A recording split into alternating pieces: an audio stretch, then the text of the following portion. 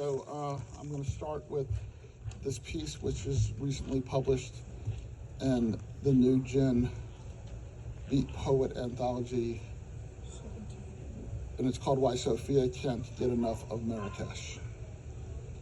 At the old school bookstore next door to your neighborhood coffee shop, you find an obscure poetry journal from Truth or Consequences, New Mexico. You read a poem on page 23 whose syllabic rhythm skips to a beat like a shiny, slick rock skips across a lake on a lazy summer day.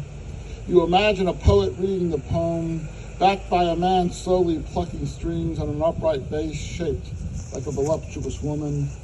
You find yourself snapping your fingers and tapping your feet to the poem as if it were a song stuck in your head. It's hooked in your mind, repeating to a beat, to a beat, to a beat, till you find yourself in a dingy basement jazz joint tucked away near Bleecker Street, and you think about that poem you read in that hole-in-the-wall coffee shop run by a man from Morocco, where tea is served in metal-adorned glass cups with fresh mint leaves, and coffee is brewed with water infused with mace, cardamom, and cinnamon from Ceylon.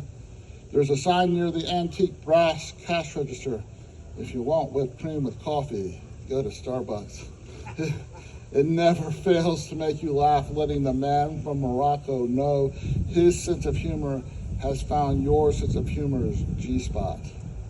So you sit at a wobbly wooden table, gripping your scotch on the rocks. The ice jingles against the glass.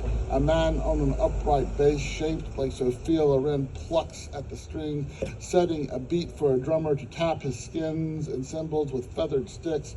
A woman pulls the slide on her trombone. Her cheeks expand to full bullfrog. She exhales into brass. You sip your scotch. Your throat is bathed in warmth. You open your eyes to witness a trio of noises that is nothing less than poetry.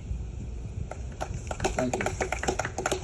And this next piece was published in Anecdote Literary Magazine, which is out of Alaska. It's called A Random Act. It was a cold, drizzly December Maine afternoon, not cold enough for snow, not a strong enough rain to call it real rain. It had snowed an inch or 3 that morning, not enough to take out a shovel, easy enough to drive through, the type of snow that gets melted away by a couple or 4 hours of rain. I drove the 45-minute weekly road trip to wait in line about 15 minutes to enter Trader Joe's and exited with 2 bags. I rolled my cart 2 parking lot aisles over to the cart receptacle, and while walking back to my car, I saw a woman holding several bouquets of flowers, carefully placing cellophane-wrapped packages stem end down under windshield wipers. I asked her what she was doing. She said that on a day like today, she thought people wouldn't mind getting flowers from a stranger. She extended her right arm toward me and offered me a bouquet. I hesitated to accept, but I accepted. I suddenly felt flattered and thanked her. She smiled and responded, "Just a random act of kindness." I got in my car and inspected the carnations and chrysanthemums that looked like they were painted with melted Skittles. I began to giggle. I felt a few warm tears roll down my cheek. I reached around to the pocket in the back of my seat to grab a roll of paper towels to tear one off to use as a Kleenex. I wiped my tears and blew my nose and started laughing again. I heard my mother's spirit telling me that crying when happy is genetic. Suddenly I could feel my father's arms stretch across my shoulders, giving me a gentle pat and squeeze. My Uncle Sam was offering me a slice of gooseberry pie for breakfast and a shot of after-dinner aquavit. My Aunt Lila was explaining to me that Velveeta was the secret to a good pot of cheese grits. I think she would have approved of my version with Asiago, coconut milk, curry leaf, lime zest, and white pepper. My Aunt Charlotte was tightly hugging me, acknowledging that her secret depression wasn't something I had to keep secret. My Uncle Ralph offered me an ice-cold Fresca and told me he was no longer afraid to converse with his teenage nephew he thought might be gay. My friend of over 21 years, Beth, wasn't telling me she had decided to discontinue chemotherapy, but instead was making her famous potato soup, while her giant yellow lab Ebenezer was asking me to rub his belly. This random act of kindness flooded my heart with sunshine. The sun was refusing me that cold, drizzly December May afternoon. This random act of kindness allowed me to feel a little less pandemic isolation sad, a little less afraid, and a little less alone. And thank you. How to get away with public nudity. Don't worry, I don't get naked. When I read my poetry, I empty myself of me. I'm not pretending to be someone else. I'm not exactly stepping out of myself. Maybe I'm stripping bare without removing any clothing. Maybe the clothes I choose to wear are a costume I use to hide in plain sight.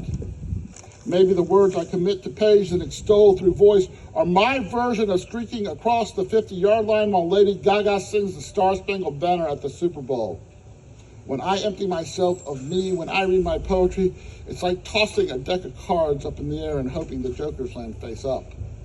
Every day I wake up is a wild card that tries to learn its way out of being wild.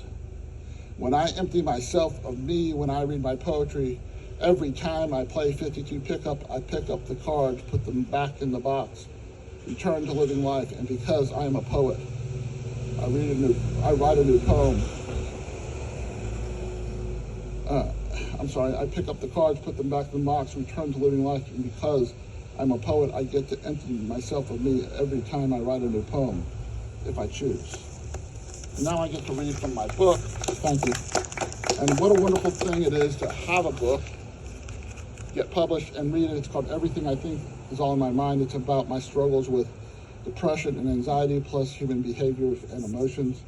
And I'm just gonna start on the first page, which is called A Slew of Haiku. It's 6 haikus, the last 2 have titles. 1, the meaning of life is not about breathing, but deciding to breathe. 2, cynicism is an acquired attitude. No one is born that way. 3, optimism is more than just an idea. It can be a mantra. 4, embrace your crazy. Who you are is who you are. You are a human. 5, figurative life best for sale. When it rains and rains, my mind sends me to places perfect for drowning. And finally 6, and this one was in the Cooch Behar anthology that I believe both Steve and Lee Eric were in. It's called The Worms Can't Do All the Work. Teach a man to fish and he might not have patience to wait for a fish. Thank you. This is called The Cover Man Cometh. I am a champion cyclist, not bicycles, emotions, and I do it all. Ups, downs, inside outs, round and rounds, hills, valleys, twists, turns, loop-de-loops, and half-pipes.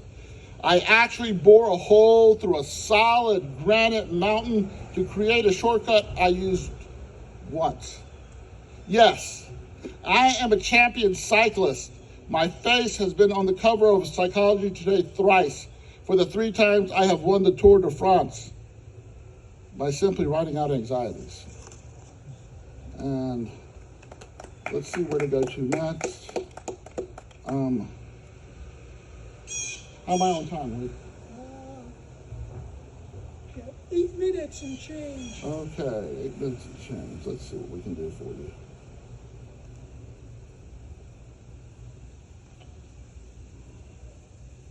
Why I keep a midwife on speed dial.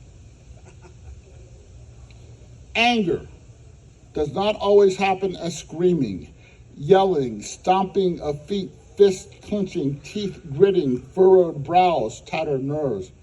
Anger is not always born of aggression. It can be born of hurt and confusion from a womb unaware of the existence of its pregnancy, conceived via an act of deception or betrayal, from a night of passion that materialized into a morning after that transformed into an insidious compartmentalized ghost. Anger is not always loud. Anger can exist in silence and stagnation. Anger may not have hard edges that cut and bruise all who come in contact with it. It can be soft. It can be amorphous, made of quicksand, encompassing its host in suspended animation, causing phantom paralysis till whoever owns it realize the phantom is a phantom, a figment of an emotion or a feeling or a reaction to life events or events that happened that happened in the past. That is exactly what it is, the past, which can't exist in the present or future due to the fact that the past can only exist in the past. Then the anger starts to shed its skin to reveal a hollow inside that is a breath long held, now exhaled. And let go.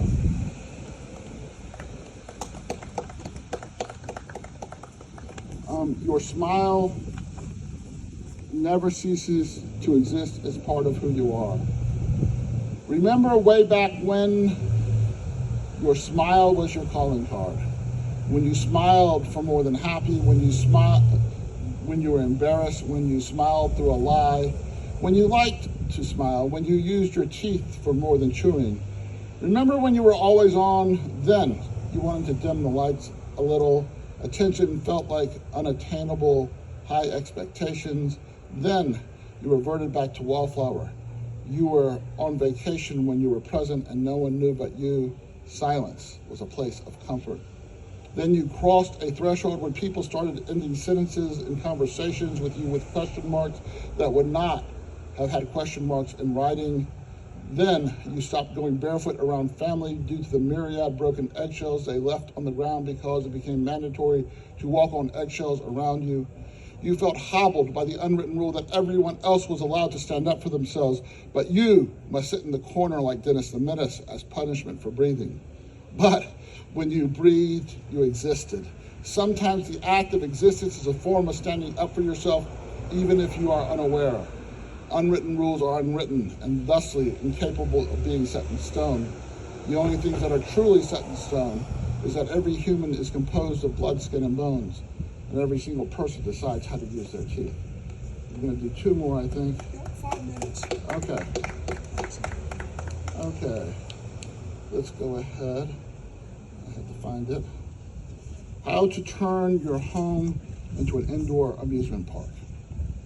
When dizzy happens, you might sit or lie down to stop the room from spinning, but when life continues to spin out of control, everything that seems to be on a forward trajectory can act as a doorstop for everything else. Your overwhelmedness becomes a tumor hidden beneath your skin no one knows about unless they touch you, but you've successfully blocked touch by allowing unlimited Reiki while denying fingertip access with a level of deftness that has them avowing how smooth your skin is. The fog released from the breath of your words is a barrier that blocks their sense of touch from knowing it has not achieved touching. You can be as disoriented as possible while tricking the world your life is an Olympic perfect 10 balance beam routine because the gymnast on the beam is a hired ringer with your face temporarily tattooed to theirs. Every room in your house is a different dizzying ride, playground roundabout, spinning teacups, tilt-a-whirl, G-force astronaut training exercise. You think if you practice enough, you'll become dizzy tolerant, but when you're punch-drunk dizzy more often than not, your tolerance will only be visible in the funhouse mirror you use while shaving away yesterday's bad decisions, every new today in which you find yourself existing. And we all are born pugilists. We fight and we fight, we punch and we punch. Sometimes we think we have wrapped our hands and put on gloves to look down, to bear witness, to bare knuckles. Sometimes there is no punching bag in front of us. There is just air. There is nothing in front of us for our fist to connect with, yet the empty before us feels like punching a brick wall. We exit our mother's wombs kicking and screaming. We are born fighting to enter this world.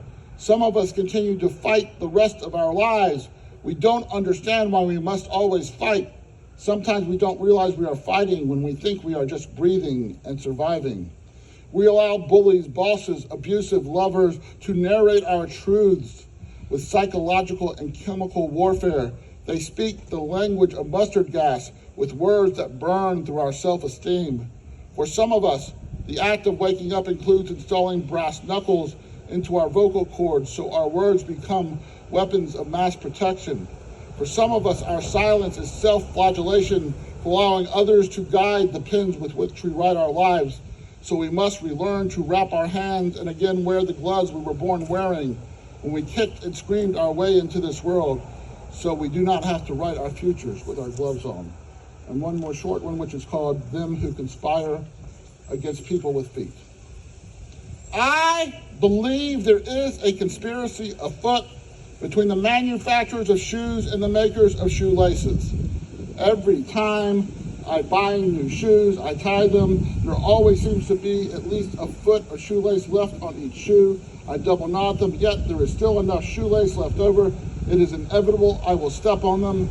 Anyone who has stepped on a double knotted shoelace knows the bow gets pulled out, leaving an extremely tight knot that can only be unknotted by using a tiny screwdriver or the tine of a fork to unpretzel the impossible pretzel. New shoelaces can cost upwards of $3 or $4. What a profit margin. Enough, I believe, for certain unnamed shoe manufacturers to get their kickbacks. Gracias, everyone. And I just want to say, I do have books for sale if you would like to buy a book from me. Thank you very much, Lee.